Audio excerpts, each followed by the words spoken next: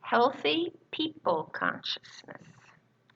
In Open Your Mind to Receive, Reverend Kathleen Ponder wrote, as a spiritual being made in the likeness and image of God, I know you've heard that one before around here, you have dominion over your world. If you do not like your world or the people in it, you can do something about it because you have been given the gift of a people consciousness. Ernest Holmes wrote in The Science of Mind, people are dying for real human interest, for genuine friendship, for someone to tell them they are all right. We welcome the person who looks at the world as his friend and loves it. If you look at the screen and speak the affirmation, there it is. Okay. With me, with confidence in your hearts. In the midst of the fireworks of life, I intend that I am free in the cool grace of spirit to be a calming presence. All right. Thank you, Nancy.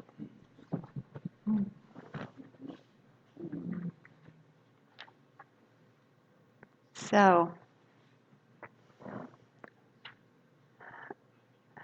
just like we're using the metaphor of the summer heat to inspire the messages this month.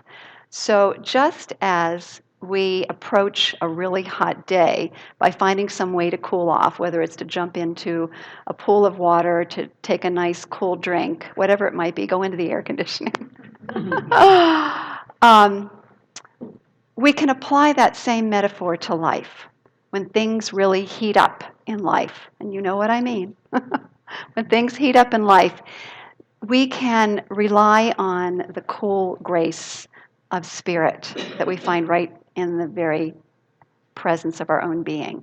We can take a deep dive into that cool spring of life itself within us to find not only relief, but to find the wisdom that we have been so looking for to meet whatever the challenges are in our lives. And today, the focus is people. And I'm using the idea of people consciousness. And when you think about it, almost everything that you desire in your life is in somehow, some way or another, related, directly or indirectly, to other people. We are very social beings by nature. We live in a very interdependent society, whether it's it's planetary. It's not just here in locally or even just in our country, but we're very interdependent. And so the more that we can seed this, what I call people consciousness, with the energy of love and wisdom, which kind of go hand in hand. My understanding is that wisdom is the combination of intelligence and love brought together. So the more we can seed our consciousness in love, the more we find that those challenges that we have around us not only begin to resolve on their own, which means either the people in our lives become more harmonious, or we're more harmonious with them. We become more harmonious, which means more harmonious with them, or people move out of our lives when it's not a good match for their highest good elsewhere. So that's what we're going to be talking about today, is how to develop that people consciousness, because this is one thing that I know after years and years and years of just finding this out over and over, is that when we try to just change things on the external, like get a new relationship or whatever it might be, when we just try, it could be just talk things out, or maybe just cut that person off, or you know all the different methods that can be used, that it doesn't resolve the ultimate issue, which has to do with what's going on inside of us, the consciousness that we bring to the planet. So that's why it's important to develop a healthy people consciousness. So one of the quotes that has inspired me is one by Ernest Holmes, and he says that love is the grandest healing and drawing power on earth. Love is the grandest healing and drawing power on earth. Breathe that in. Healing power and drawing power. We're talking about the law of attraction as well as that healing of consciousness. So what I really love that Catherine Ponder says so clearly is that we as emanations of the Most High are given dominion over our own consciousness. And notice she didn't say that we have dominion or power over other people. It's about our own consciousness. We change the inner world and the external world begins to change because our thoughts our habitual thoughts, our feelings, and our actions are informed by the underlying belief structure that resides in our consciousness. So not only do we not have dominion over other people, actually, if we try to do it, it's a violation of freedom. So that's why we want to continue to work within ourselves. Doesn't mean we don't take action. You'll begin to see that, but it means that we do the inner work first, so that when we deal with any situation, we come from a higher place. G.K. Chesterton stated that love means to love the unlovable, or it is no virtue at all. So he offers this really beautiful prayer of compassion. And I invite you to just close your eyes. So we're going to really anchor ourselves in love, and then we'll proceed with the rest of the message. Let's turn within and listen to this beautiful prayer.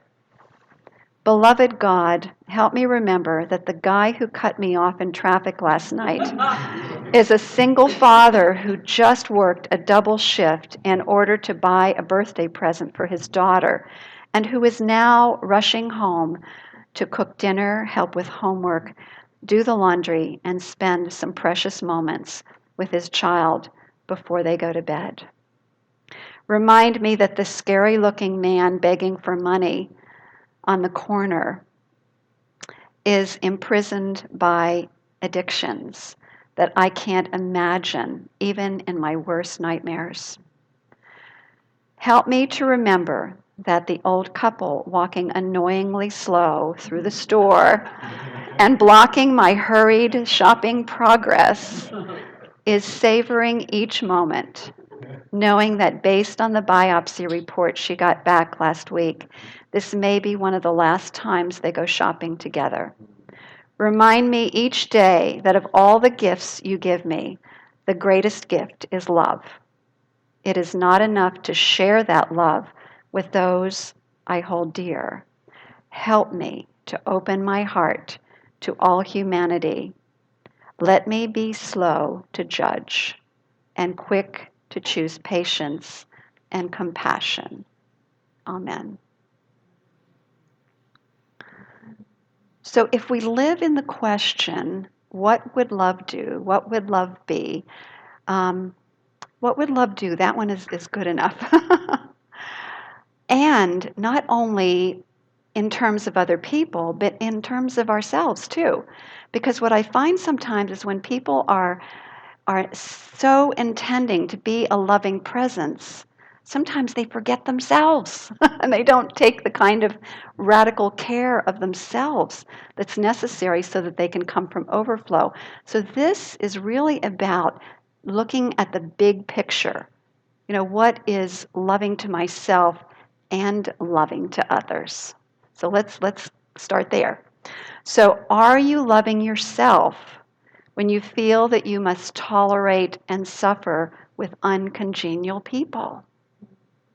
Are you loving yourself if you must tolerate and suffer uncongenial people? Something to think about. Also, are you loving yourself if you feel that you have to figure out every single belief that attracted those people to you?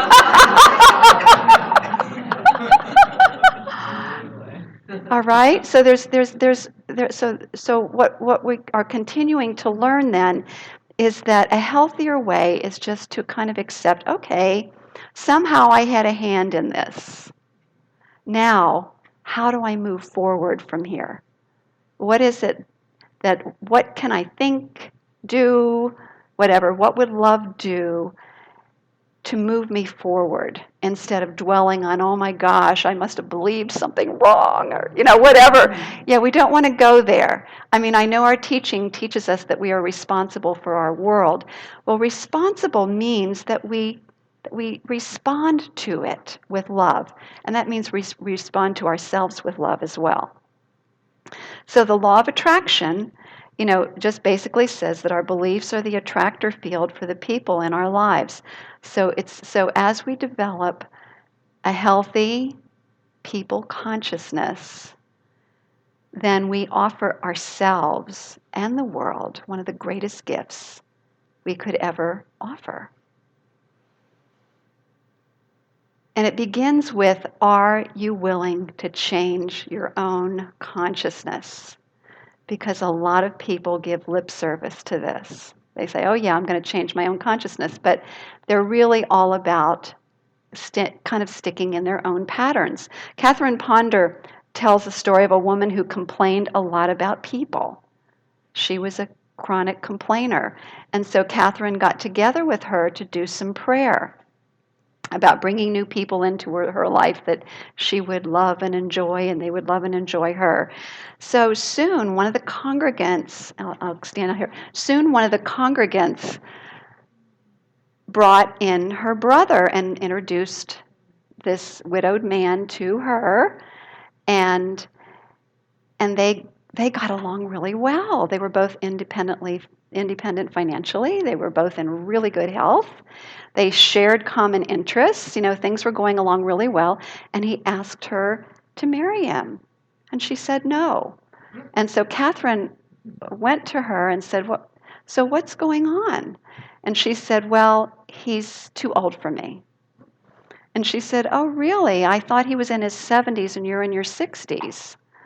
So this woman kind of made up a story in her mind that those few years difference was a reason to not accept this good in her life. So this is again from Catherine Ponder's perspective. She said, so the woman returned to her complaining ways and remained single and remained in her misery. So here was somebody who was unwilling to change her people consciousness. She took actions. I talked about taking actions in the world without changing consciousness. And really, it's like changing the deck chairs on the Titanic while it's going down. Just rearrange the chairs. I mean, that's what we do when we just work in the external world without doing the inner work. Okay, willingness.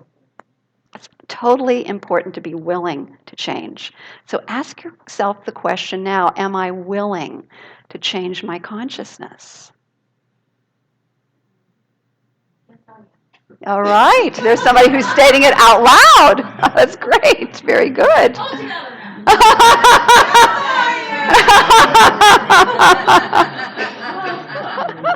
All right, thank you, Lynn. All right, so mystics tell us that problem people, what we call problem people, are in our lives by divine appointment. So here's the deal. This is how it works. It's not only just the attractor field, the law of attraction.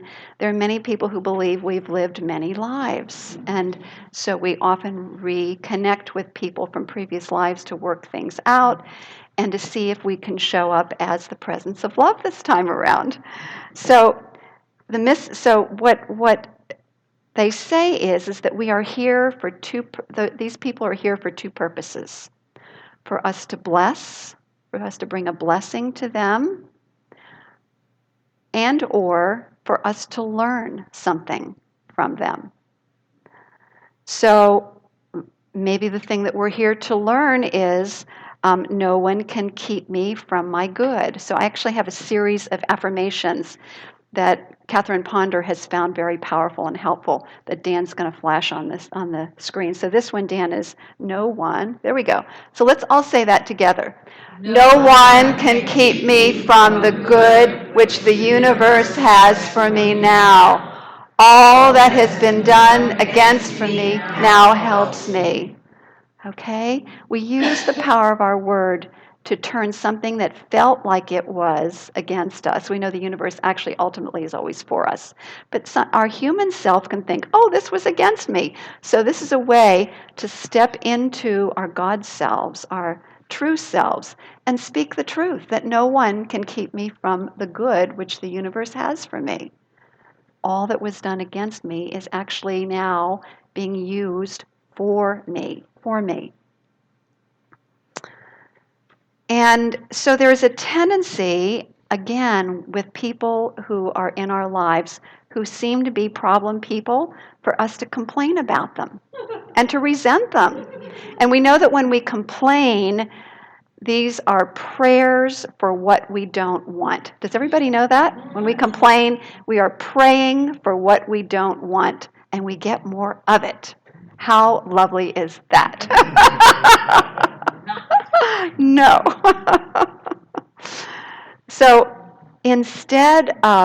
I'd like you to think of a person right now that is what you might call a problem person or something, and it could be somebody related to you, it could be some person that is just in your neighborhood, it could be somebody on the larger scale like in the newspapers, it could be whoever you want to choose. So instead of resenting or criticizing, I want you to think of them, and then I want you to do this affirmation with me. Starts, Dan, the next one. Starts with you. Are you ready? You are in my life by divine appointment. You have crossed my path so that I may learn something from you, and so you may receive my blessing. I freely give you my blessing, and I now release you to your highest good. And Catherine Ponder actually adds something to that. She says elsewhere. She ends it with elsewhere. But sometimes the highest good is not necessarily elsewhere. So that's why I left that off. But if you want to add elsewhere to that, that's up to you. Okay. So not only do we want to release and bless, but it's also important to seed our consciousness with the kinds of people that we do want in our lives. So it actually brings up the next affirmation. So we're really doing a lot of seeding our consciousness today. Isn't this great? Yes. Really developing some people consciousness. So this next one is about the kinds of people we want as well as releasing the others. So let's do this one together. God brings into my life the right people whom I love and enjoy, and who love and enjoy me. Those people who are no longer for my highest good now fade out of my life and find their good elsewhere. I bless them on their way. I now expand quickly into the highest good of my life, where all conditions are permanently perfect. Breathe that in. Isn't that beautiful? Yeah, that's a good one. So it's releasing, it's letting go, but it's also inviting in the kinds of relationships that you're looking for, and really are for your highest and best good. Okay, so then what do we do then if somebody is in our life, it's a family member or some other close relationship, and the person is either possessive, domineering, or clingy, and that's called attachment, and that can happen in human relationships. And so there's a way to release the energy around that to bring more harmony into those relationships.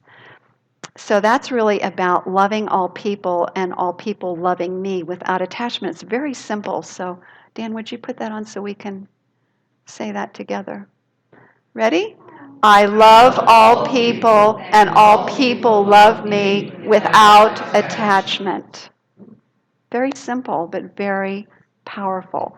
And the section of the book that I read in Catherine Ponder's book about this told of many incidents where these different affirmations were used, over and over again over a period of time, and the tremendous change that took place in people's lives as they began to let go of that which didn't serve them and invite in that which did, and invite more harmony and peace into their lives.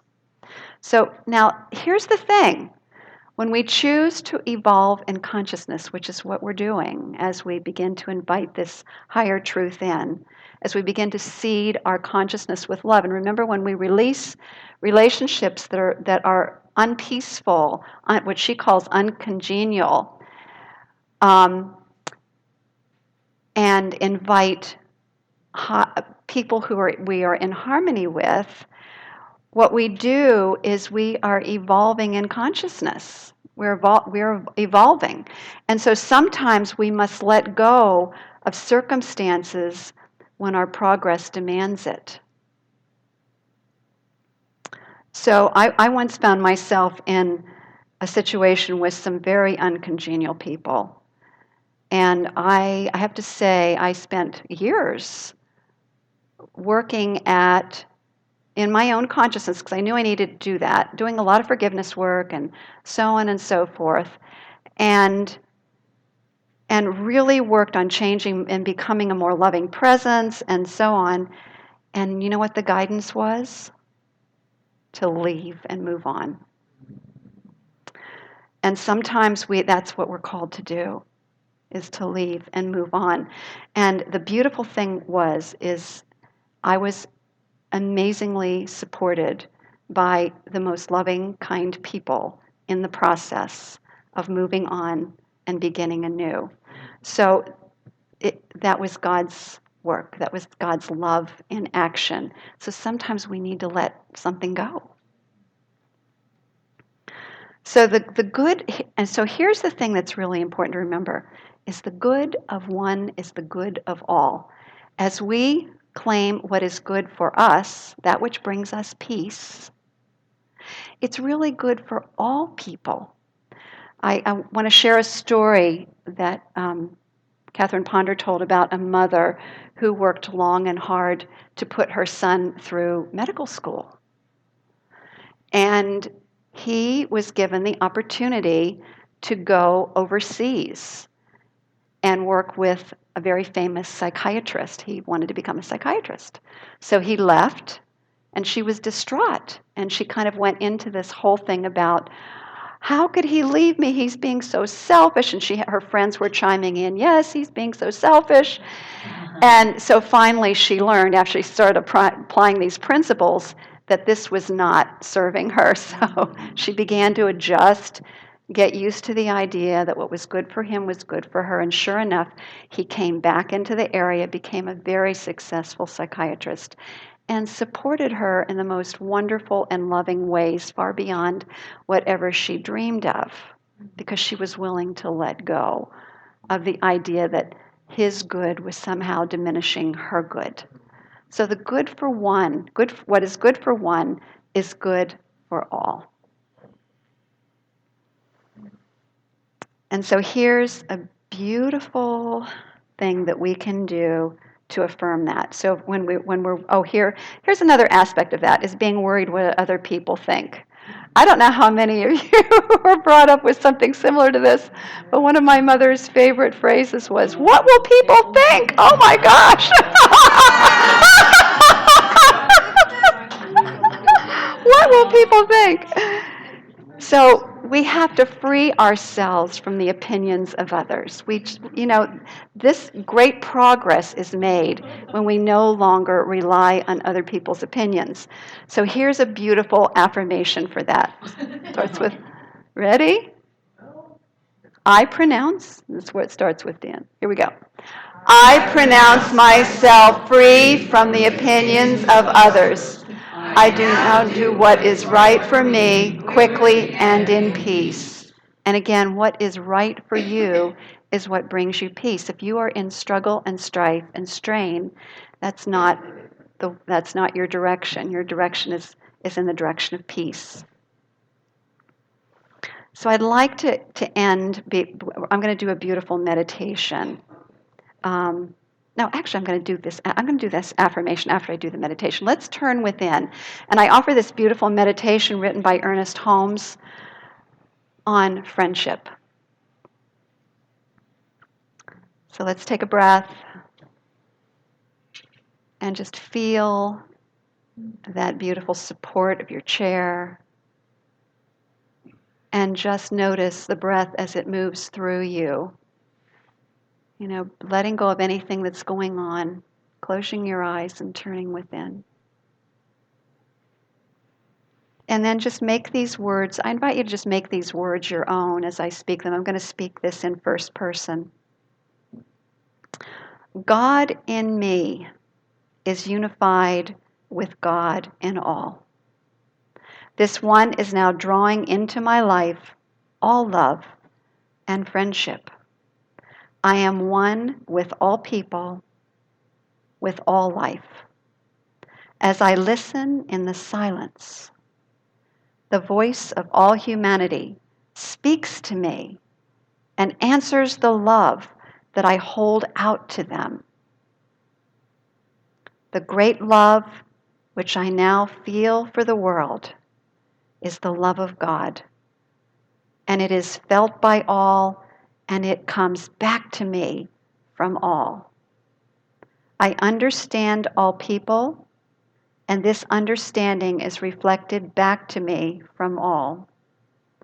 I give friendship, and therefore I have friends. I help, therefore I am helped.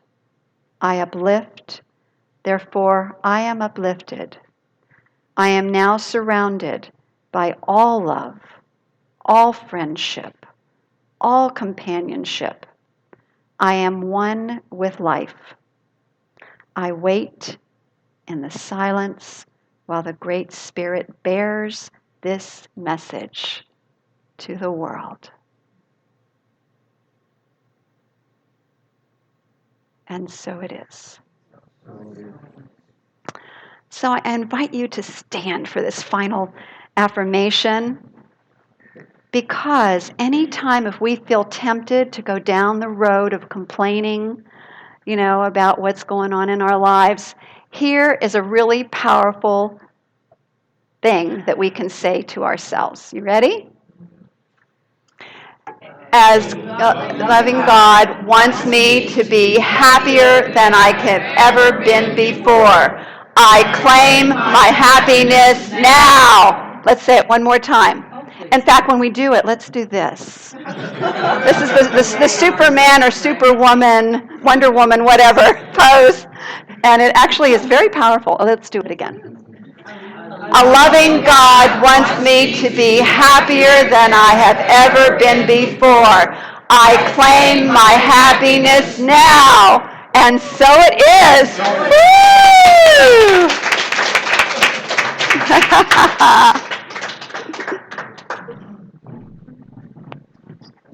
Was fun?